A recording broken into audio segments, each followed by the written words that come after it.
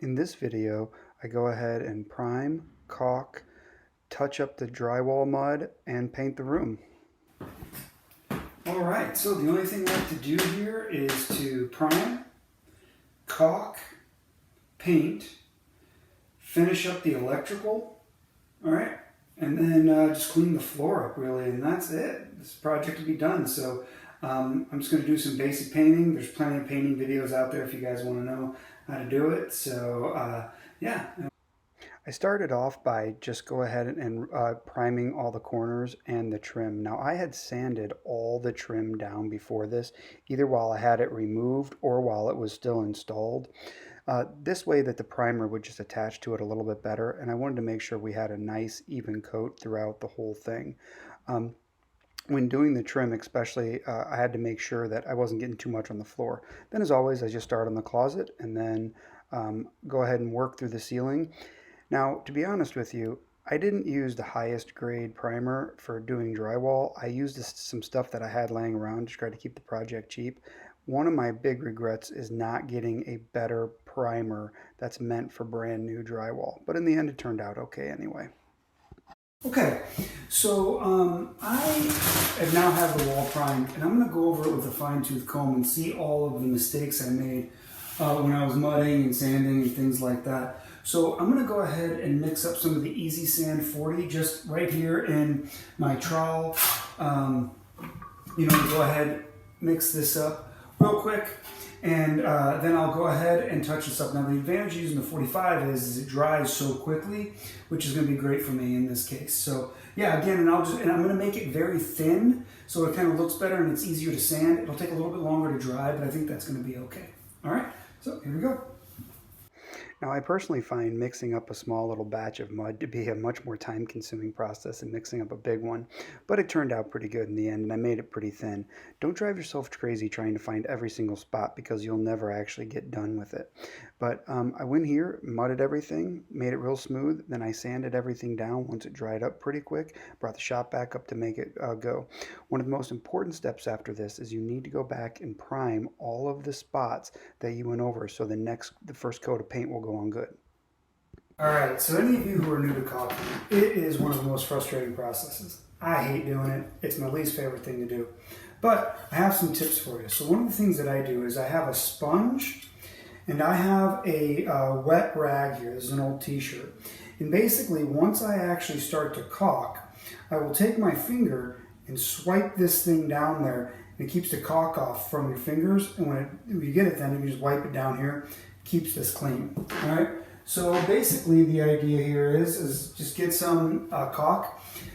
Make sure you spend some time looking at the caulk to make sure that you can paint it. It'll usually say paint in 30 minutes.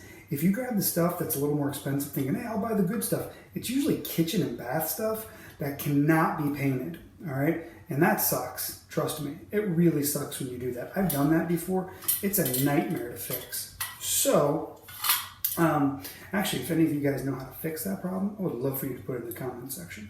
So basically, with my caulk gun, I'm going to come here. I'm going to snip off a little bit. Got my spout cutter. Put it in here at an angle.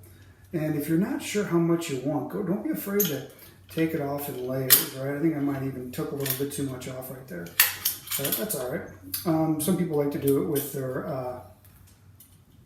Some people like to do it with the. With their utility knife, which is totally good to do it that way. Just come in here with your utility knife. There's actually there's some names on it. There's some numbers on there that'll kind of show you how thick. So you just come in like this. All right, nice and thin right there. Plug that off. Then come in here. Press it. You'll see you get this here. Come in. Wipe it off. You're ready to caulk.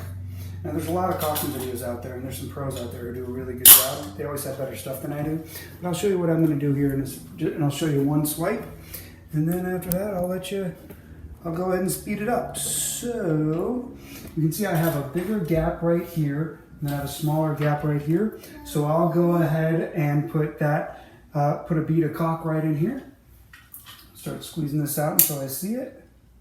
You can look at the shadow and know when it's coming. Come in here.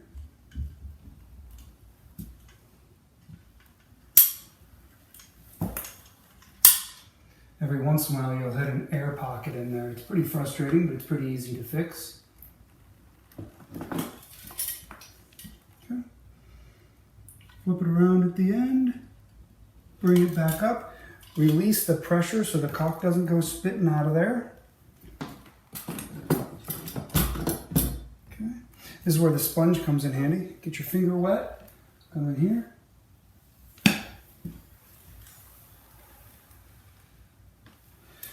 Wipe it on your shirt, any extra.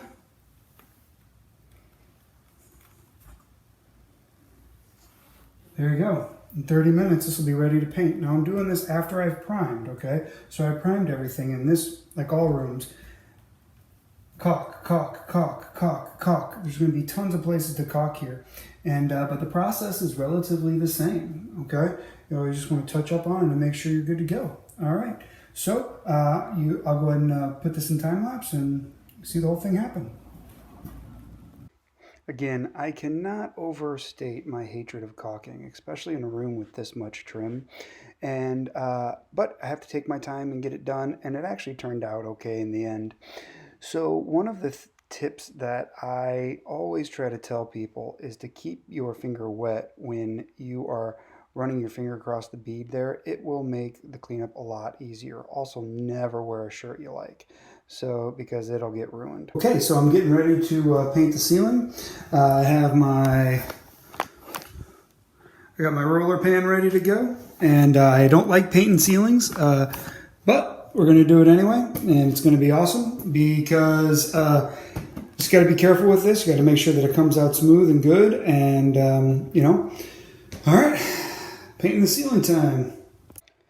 You should always put 2 coats of paint on a ceiling, no matter what people tell you, no matter what primer you see on there.